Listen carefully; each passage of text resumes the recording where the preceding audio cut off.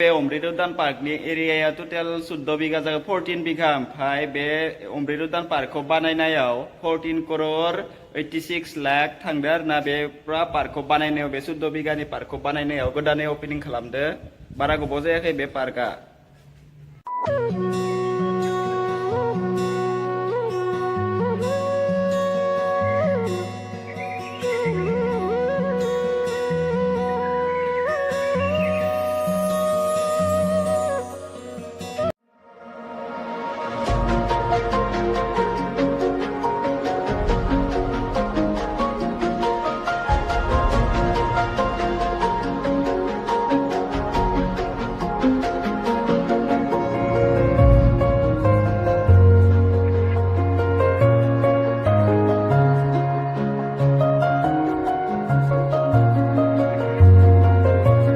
आंनि बेक साइडआव नुनाया गारि खारबाय थानाया बे जाबाय हेंग्राबारिनि मेन रोड ओमफ्राय नोंथांमोना पार्कआव एन्टार खालामनाय लोगो लोगो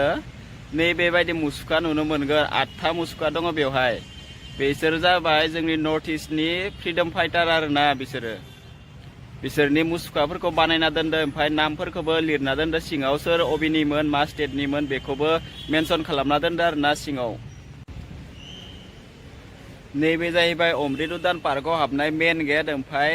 नै उनाव नुनाया बे जाहैबाय टिकेट काउन्टार नोंथांमोना बेयावनो टिकेट दाननानै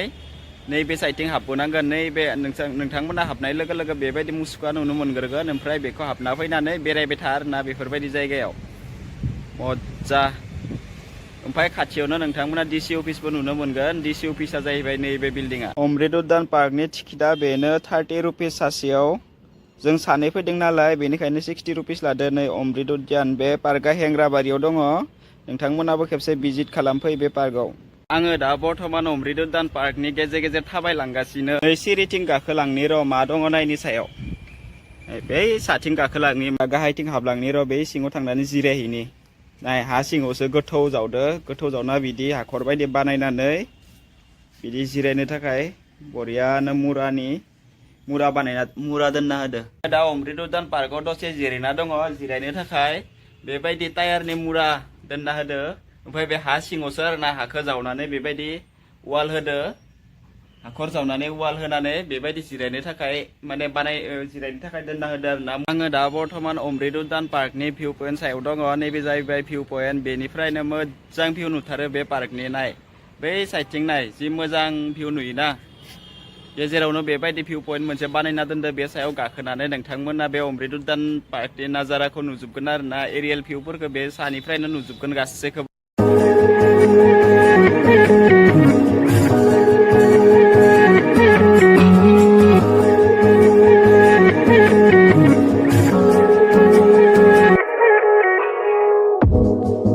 Do you wanna stay the night? 'Cause I don't wanna be alone. It's been weighing on my mind for too long. आङो दा अमृत उद्यान पार्कनि भिउ पइन्ट सायाव दङ ओमफ्राय बै साइडथिं मोनसे ग्लासनि न' बानायदो आरोना बे ग्लासनि न'आवबो थांगोन ओमफ्राय बे अमृत उद्यान पार्कनि लकेसना जाहैबाय हेंग्राबारियाव गुवाहाटीनि हेंग्राबारि ओमफ्राय डिसि अफिसनि अपोजिट साइडआवनो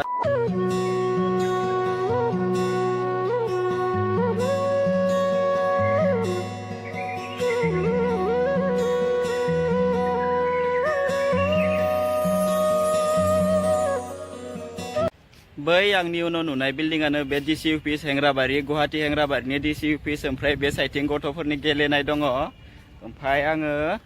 दायो बे साइडथिं थांगोन नाय मोजांथार ना जायगाया गुवाहाटी हेंग्राबारिनि पार्क बेनो गाइस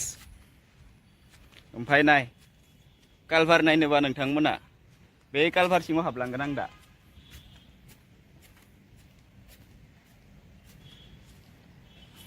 नाय बिराद गिदिर कालभार नाथाय दै फैया बे साथिं ओमफ्राय बे सायाव बे गोजौआव ब्रिज दङ ओमफ्राय नैबे कालभार आरोना मोजांथारलै अमृत उद्यान पार्कनि साइडथिं बिराद गिदिर ग्लासनि मोनसे न' बायदि बानायना दोनदो नाय ट्रायंगल टाइपनि बे न'आ बिराद गिदिर बाहेरनिफ्राय गरमथारलै बिराद सान्दुं नांदो बे अमृत उद्यान पार्कनि एरियाया टटेल 14 बिघा जागोन 14 बिघा ओमफ्राय बे अमृत उद्यान पार्कखौ बानायनायाव 14 करोड़ 86 लाख थांदो आरोना बे पुरा पार्कखौ बानायनायाव बे 14 बिघानि पार्कखौ बानायनायाव गोदानै ओपनिं खालामदो बारा गोबाव जायाखै बे पार्कआ नोंथांमोना दा खोनाथ'वाखैबो जानो हागौ बे पार्कखौ लासै लासै खोनागोन मानसिफोरा दासो फैगासिनो नालाय बेनिखायनो खोनाथ'वाखै लासै लासै नोंथांमोनाबो खोनागोन दे दा आं नैबे न'आव दङ ट्रायंगल टाइपनि न' बे ग्लासनिसो बै साइडनिफ्रा ग्लास ओमफ्राय बे गोसोम गोसोमफ्रा लहानि फ्रेम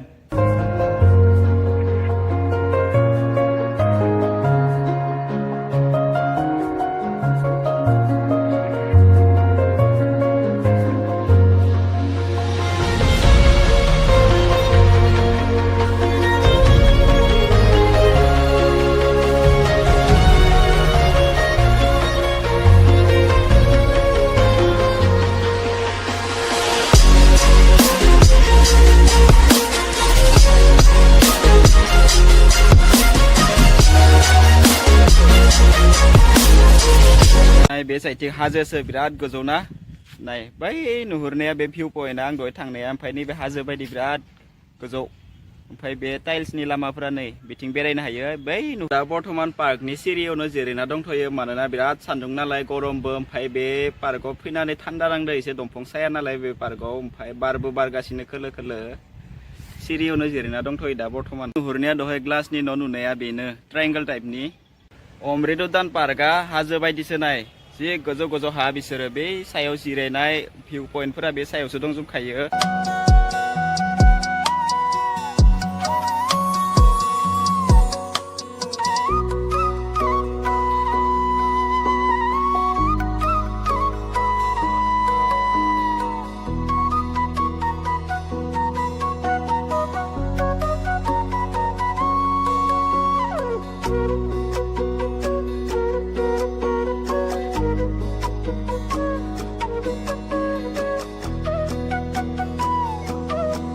नैबे अमृत उद्यान पार्कखौ नोंथांमोना नायनानै माबायदि मोनखो कमेन्टआव खोन्थाहर ओमफ्राय नोंथांमोनाबो सानसे हाबफैदो हेंग्राबारिनि नैबे अमृत उद्यान पार्कआव ओमफ्राय नाय रियेल भिउआ बिदि आरोना अमृत उद्यान पार्कनि बै नुहुरनाय बिल्डिंआ डिसि अफिस ओमफ्राय नाय बे वाल सायाव बिबार गायदो ओमफ्राय नाय बै आखाइया ओंखारदोलै मज्जा बे फाकानिसो बै गोजा गोजा नुहुरनाया कृष्णचूड़ा बिबारा बरिया बारदोना दा कृष्णचूड़ा बिबारनि सिजन नालाय ओमफ्राय नैबे साइडथिंबो माबा बानायबाय थादो बरियानो नाथाय कमप्लिट जाजोबाखै बे साइडनिया मोजां नुथारोलै मुसुखाफोरखौ ओमफ्राय नै दंफाङाव बेबायदि औवानि डास्टबिन बानायना दोनदो गासैबो दंफाङाव दङ बेबायदि ओमफ्राय बेनि खाथियावनो JBLनि बक्सबो दं र' बै गोसोम दंफांनि सिङाव नुनाया बे JBLनि बक्स बेवहाय गान गाबबाय थायो आरोना आङो जोंनि गुवाहाटीयाव थानाय गासैबो टुरिस्ट प्लेसफोरावनो लासै लासै बेरायजोबगोन दा